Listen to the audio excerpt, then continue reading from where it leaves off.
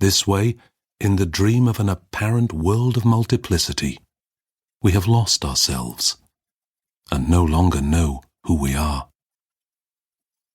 Yet, since this dream wandering is just a vision, we cannot speak of a real occurrence in the sense of an actual event.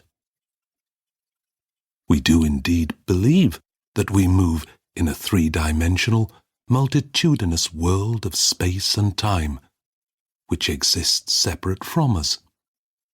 But in truth, everything takes place only in the mind. In the Shraddhottpada Shastra, a Buddhist text from the 2nd century, it is written,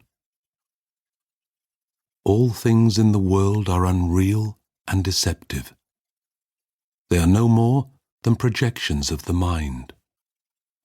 Just like the reflections which appear in a mirror, in reality, all things too have no true substantiality.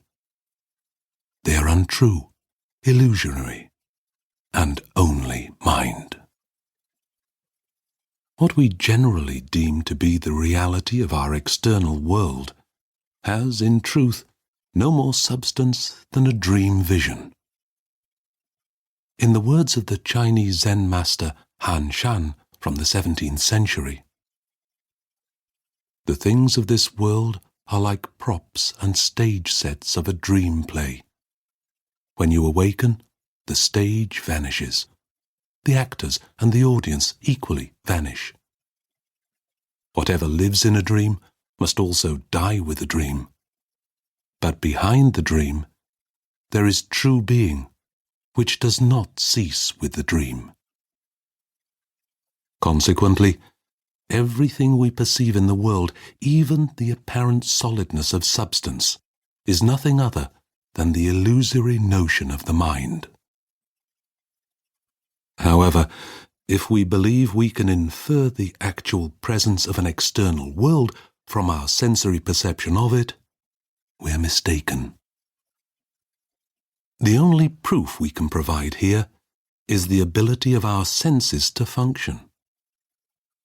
Yet because our body, and thus our senses too, are just notions of the mind, this only proves that our consciousness experiences the impressions made by the senses. Since we only perceive the world through our senses and consciousness, we must therefore concede that the only world we can speak of is the world of our subjective experience. And in the end, this means the world is nothing more than our imagination.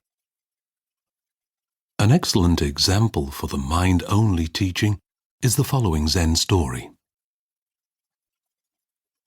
The temple flag above the great gate of the Zen monastery of the 6th Patriarch Hui Neng is flapping in the wind.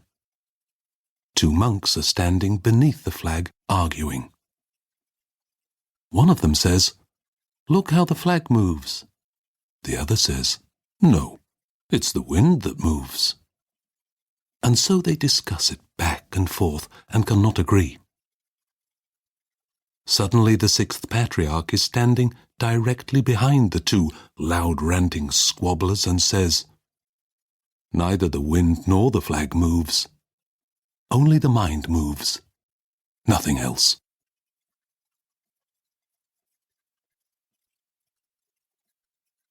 The boundless vastness of the mind. Everything is the one mind, beside which nothing exists. It is unending and all-pervading. In its absolute boundlessness, it fills the entire universe with its radiance. By awakening from the dream of an external world of phenomena, we recognize that this one mind is our true divine self, and that there are no distinct selves. For ultimately, the individual self is nothing other than the microcosmic partial aspect of this all-encompassing one mind, brought forth by dualistic